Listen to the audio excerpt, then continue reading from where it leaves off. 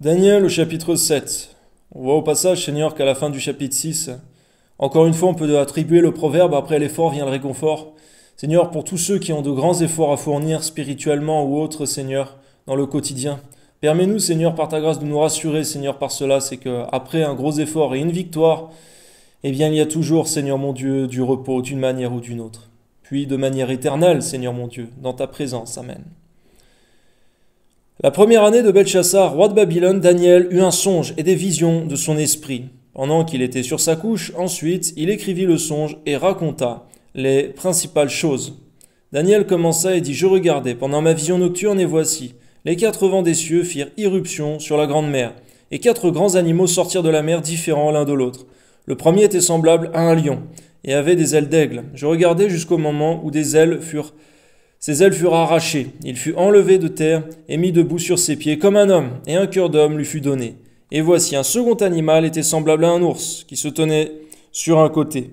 Il avait 3 côtes dans la gueule, entre les dents, et on lui disait « Lève-toi, mange beaucoup de chair. » Après cela, je regardais, et voici un autre était semblable à un léopard, et avait sur le dos 4 ailes comme un oiseau. Cet animal avait 4 têtes, et la domination lui fut donnée. Après cela, je regardais pendant mes visions nocturnes, et voici, il y avait un 4e animal, terrible, épouvantable, et extraordinairement fort. Il avait de grandes dents de fer. Il mangeait, brisait, et il foulait aux pieds ce qui restait. Il était différent de tous les animaux précédents. Et il avait 10 cornes. Je considérais les cornes, et voici, une autre petite corne sortit du milieu d'elle. Et 3 des petites cornes furent arrachées devant cette corne, et voici. Elle avait des yeux comme des yeux d'homme, et une bouche qui parlait avec arrogance. Je regardais, pendant que l'on plaçait des trônes, et l'ancien des jours s'assit. Son vêtement était blanc comme la neige, et les cheveux de sa tête étaient comme de la laine pure. Son trône était comme des flammes de feu, et les roues comme un feu ardent. Un fleuve de feu coulait et sortait de devant lui. 1000 milliers le servaient, et 10 000 millions se tenaient en sa présence. Gloire à Dieu.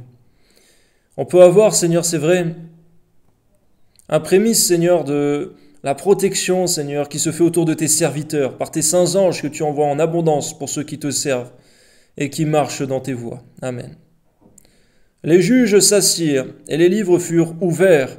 Je regardais alors à cause des paroles arrogantes que prononçait la corne, et tandis que je regardais, l'animal fut tué, et son corps fut anéanti, livré au feu pour être brûlé.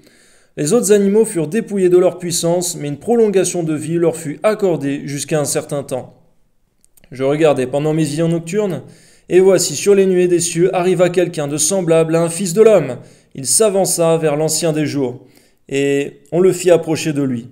On lui donna la domination, la gloire, le règne, et tous les peuples, les nations et les hommes de toute langue le servirent. Sa domination est une domination éternelle et ne passera point, et son règne ne sera jamais détruit. On connaît, Seigneur mon Dieu, que cet homme, c'est Jésus-Christ. À toi soit la gloire, Père. Amen. Moi, Daniel, j'eus l'esprit troublé au-dedans de moi, et les visions de ma tête m'effrayèrent.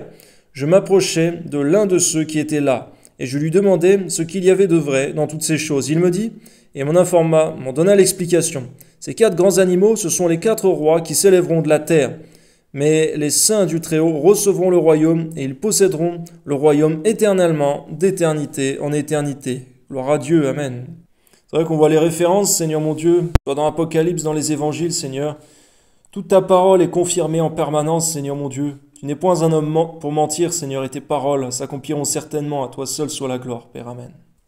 Ensuite, je désirais savoir la vérité sur le 4e animal qui était différent de tous les autres, extrêmement terrible, qui avait des dents de fer et des ongles d'airain, qui mangeait, brisait et foulait aux pieds ce qui restait.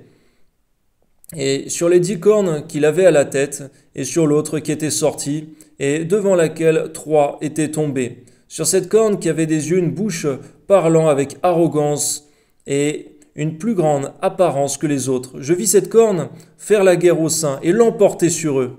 On voit, Seigneur mon Dieu, que cette corne, c'est l'Antéchrist. Jusqu'au moment où l'ancien des jours vint donner droit aux saints du Très-Haut. Et le temps arriva où les saints furent en possession du royaume. Gloire à Dieu. Il me parla ainsi. Et c'est là qu'on voit aussi, Seigneur mon Dieu, qu'il vaut bien mieux être dans le camp des saints, Seigneur, que dans celui de l'Antéchrist, pour la fin de toutes choses. Amen. Il me parla ainsi. Le quatrième animal, c'est un quatrième royaume qui existera sur la terre, différent de tous les royaumes, et qui dévorera toute la terre, la foulera et la brisera. Les 10 cornes, ce sont 10 rois qui s'élèveront de ce royaume. Un autre s'élèvera après eux, il sera différent des premiers. Et il abaissera 3 rois. Il prononcera des paroles contre le Très-Haut, il opprimera les saints du Très-Haut, et il espérera changer les temps et la loi. Et les saints seront livrés entre ses mains pendant un temps, des temps et la moitié d'un temps. On voit, Seigneur mon Dieu, que pendant 3 ans et demi, on va voir les saints, Seigneur mon Dieu, c'est-à-dire tes enfants, qui seront livrés entre ses mains. Mais ce ne sera que pour quelque temps, Seigneur. Car on voit que la fin de toute chose est la plus importante de toutes, Seigneur, c'est la vie éternelle en Jésus-Christ. À combien permets-nous, Seigneur, de persévérer dans la foi, envers et contre toute oppression, domination étrangère. Amen. Puis viendra le jugement, et on lui ôtera sa domination, qui sera détruite et anéantie pour jamais. Le règne, la domination et la grandeur de tous les royaumes qui sont sous les cieux seront donnés au peuple des saints du Très-Haut. Son règne est un règne éternel, et tous les dominateurs le serviront et lui obéiront. Ici finirent les paroles. Moi, Daniel, je fus extrêmement troublé par mes pensées. Je changeai de couleur et je conservai ces paroles dans mon cœur. Donne-nous de conserver tes paroles dans notre cœur, Seigneur.